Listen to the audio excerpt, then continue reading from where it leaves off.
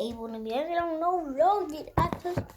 O să ne arăt, îmi facem curățenie de fapt. Pentru că, dacă să revin, în 10 secunde deja, da, deci nu uitați să dați subscribe, like, să apăsați clopoțelul pentru toate notificările, ba, acceptați. Așa, deci am revenit. Nu știu, aici am creioanele. Uitați-mi pun această radieră, acest creion, acest pilot. Pentru că mi-am terminat mele și mă simt super fine. Fun. Și o să fac un story time. Hai, o să fac un story time, o să găsesc neapărat o poveste. Cumva v-am povestit că am mers la Izrael. Nu, am fost la Izrael, n-am? Doar asta, cred că nu v-ați povestit, dacă v-ați povestit, mă scuzați, o să vă povestesc încă o dată. Așa. Și am mers la Izverna vara asta și am mers în, nu știu tu, în Târgu Jiu. Nu știu exact să mă focalizez eu, ei, sper. Așa, am mers în Târgu Jiu și nu știu, habar n-am dacă am mers în Târgu Jiu.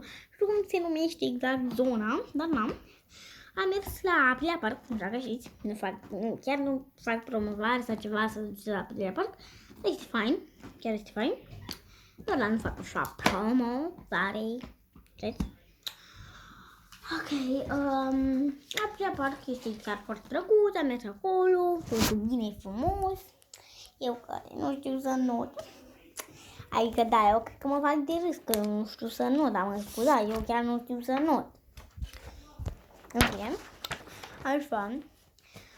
Și eu acolo frumos care nu știam să not, pentru că așa toți erau acolo frumos și eu. Ca, mă scuzați dacă o să fie ceva, o să fie tot timpul ceva în fața camerei. Din lucruri, pentru că fac o curățenie, pentru că este dezastru în camera mea. Și n-am, super fain. Așa, și eu eram acolo frumos, drăguț, stăteam, așa, eu deja abia așteptam, adică vă gândiți că eu trebuie să intru în Aprilia Park și îmi umflam acolo cu ăla, da? Și umflam eu acolo cu ăla, frumos. Ce sunt eu, mi-am pus pe mine după ce l-am umflat și am plecat. Mi-am luat grosoape, mi-am luat orice. Mi-am luat orice, cică. Da, nu pe acolo, eu mai mi-am luat de mâncare pe parcurs, pentru că vă dați seama. Hai să stăm toată ziua fără să mâncăm. Și noi acolo eram foarte frumoși. Eu acolo eram frumoasă, aveam și o prietenă. Și am văzut-o pe prietena mea. What? Poți să sari fără colac? Ea nu știa, gen, avea 7 ani, adică împlinea 7 ani, ca să vă gândiți. Avea 6. Da, umplu cu copii de acestea. Deci, una, un copii, yeah! Și, așa, și eu atunci am,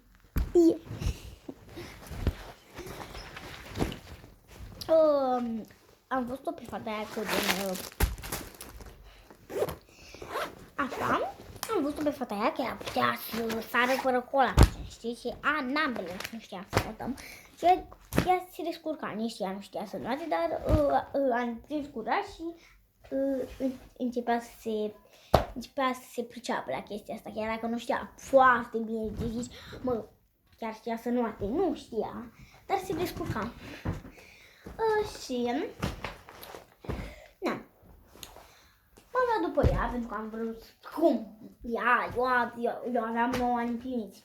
Ea are, cum se numește, ea are nici 7 ani împliniți și poate să înoate, nu, are cum, pot eu. Și am sărit și eu, fără colac și, da, eram acolo, când mă prinde bunicul meu, deși nu m-a prins, nu știu dacă m-a prins, nu știu dacă m-a prins, dacă nu m-a prins, asta nu contează, așa.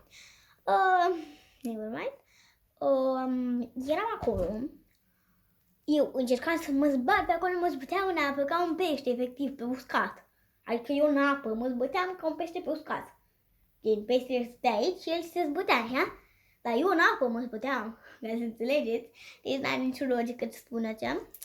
În fine, și mă spăteam, încercam să prind ceva, așa, prindeam apă, ca să mă înțelegeți. Eu eram în apă și prindeam apa. Pentru că știți că acolo la piscină e o ceva de care te ții că tu nu sari, chiar dacă știi să nu sari în cap sau cum vrei tu să sari. Dacă vrei poți să sari, dar ca să intri așa frumos ca o fetiță care știe să nu te dai puțin așa jos, te duci frumos mâinile și sari în piscină. Te dai așa frumos și intri în apă și te ții de chestia aia, de acea, nu știu cum se numește, de acea margine la piscină. Așa, și eu încercam să o prind pe aia, pe margine, că nu puteam să o prind. Și am prins-o la un moment dat și am ieșit efectiv, eu plângeam. Cream că o să mor efectiv. Dacă uitasem să fac curățenie. Cream că o să mor. Și atunci n-am mai făcut niciodată să mai merg la piscină, dar foarte bine. Păi cum să nu? Noi oricum am mai mers după aia la piscină. În Valencia, este în Craiova, Valencia, nu promo. Stai liniștiți, nu promovez. Sau ceva, Valencia este super fain. Am dus la ăla de cupe mici, care are, efectiv, îmi venea până la genunchi frumos, să mă ridic. În față, genunchi frumos, până aici venea apa, ca să înțelegeți, un centimetru. Dar apa avea foarte mică, era gen cât genunchiul meu, nu realizați voi. Dar dacă aveți nouă ca mine, o să aveți genunchiul cât majoritate ca mine. E fain. Și eram eu acolo, stăteam așa, eu mă plictiseam efectiv, dar aveam un topogan și mă stăteam super fain, că mă dădeam pe el. Am prins curaj, mie era frică să mă dau pe el, pentru că efectiv dacă eu mă lăseam, era până aici apa. Puteam să mă nec. Da, super fain. Dar m-am dat pe multe topogane, chiar foarte fain a fost de acolo, la copii mici, și m-am dus la apa mai mare, tot cu colac și după aia așa. Eu, normal că nu sunt eu de aia 3 zile, mă duc la aia olimpică, ca să vedeți că e deșteaptă. Cea mea olimpică și am notat pe acolo, eram cu unchiul meu normal, nu puteam să mă nec, aveam și mătușa mea, erau mai mulți oameni, deci ca să știți, nu eram doar eu cu mami sau ceva de genul. Nu, frate mi se dea mare chestie sănată, totul, și cu vărul meu, știau să nuate. Vărul meu, ca să înțelegi, are 17 ani. Era despre mare. Și eu acolo, perfect. Nu stăteam, mă uitam și am zis că stau eu pe uscat, mă bag și una la o lepicea, nu veni cu noi. Păi am zis că e unchiul meu, nu o să zic numele, că nu vrea să apară, dar nu vreau să-i spun numele, pentru că nu vreau să dau nume. Unchiul meu. Păi, unchiul meu, am zis că este și unchiul meu acolo, ziceam numele, nu să spun numele, așa, și am zis, bine, hai, vino și tu. Și aveam colacul meu super drăguț, care era mai mare decât mine, adică dacă eu lăsam puțin așa, fără să țin mâinile pe el, pe gen așa, pe lateral, cădeam așa, așa cădeam. Și țineam pe acolo, mergeam, notam, ca să învăț să not. Acolo n-aveam așteptări să not, dar la celălalt care îmi venea până pe aici, chiar aveam așteptări. Eram să mă nec. Așa. Eu acolo eram frumos, uitam, eu știu să not cu colacul, normal. Așa.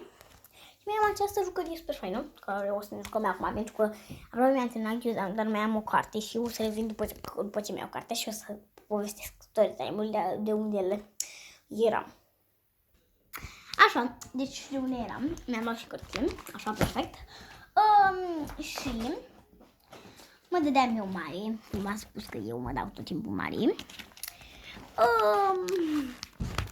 Și am ieșit din ăla, așa, mai trecuse timp pe acolo, nu știu, o oră, din ăla. Și vărul meu cu frații meu, cum se numește, am terminat chiotanul, ei se jucau de aprinsele ochelarilor, ca să înțelegeți.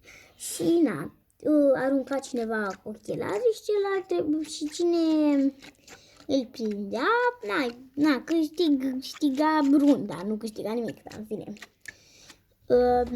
Și mă rog, aici joc video, zici că e. Așa. Și eram acolo, eu voiam jos să mă rog, am intrat cu colacul acolo, normal aveam colac, tot nu știu să not. Și era vorba acolo cu frații mei, se jucau și mi-a dat și mie ochelari și am aruncat. Vreau jos să mă duc să-i prind, dar eu ajungeam la obiect și știam că am câștigat. Că ei se duceau la fund și eu n-aveam cum să mă duc la fund pentru că eu nu știam să not. Da. Ok. Și acolo au zis că a zis meu că îi vine și o idee, că da, el vrea să mă tachineze, când era cu fratele meu, vrea să mă tachineze, dar când era doar eu și el, da, nu înțelegeam. Da, să știți, voi nu se înțelegeți niciodată. Și cu vărul meu la fel, cu fratele meu la fel, se înțelegeau bine când nu eram eu, erau doar ei doi și nu se înțelegeau bine când eram și eu. Na, ce credeți? Vărul meu venise o idee, eu mă țineam de chestia ca să nu desumfle de, nu știu cum se numește, așa. Și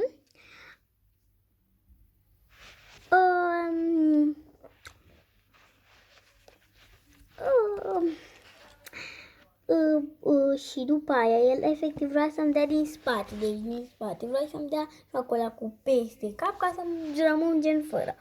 De aici, pam, să-mi dea peste cap, dar și nu l-am lăsat. Și eram să mănânc, efectiv, cred că mă bătea așa inima. Uitați. Dacă nu se vede. Deci, vedeți, nici măcar nu se vedea. Eu muream acolo, efectiv. Și dacă mă tam, cam așa, da, eram să mor. De două ori eram să mor? Nu? De două ori? Da, așa nu mai știu. Când eram să mor.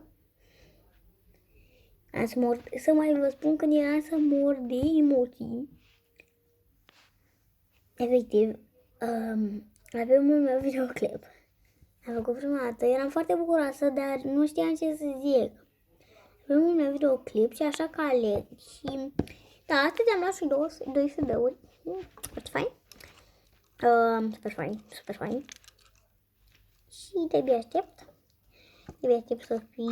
Să mai pun videoclipuri pe YouTube, pentru că n-am. Place foarte mult să pun videoclipuri, mă regăsesc în asta. Da, așa am zis doamna, dar am zis doar că de pictură, de YouTube. Da, vă dați seama că n-ați auzit un profesor. Ce faci, mă, tu?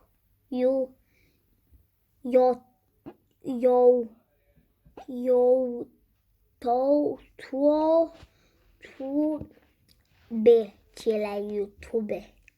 YouTube, doamna, YouTube. YouTube. Aha, știi ăla ce face în el. Păi, postez videoclip frumos pentru drăguții mei. Nu vreau să vă cheme, dar nu v-am spus cum vă cheamă. Să-mi lăsați în comentarii, o să încerc să activez comentariile. O să caut pe acolo și o să încerc să le activez. Și o să-mi scrieți în comentarii. Pa!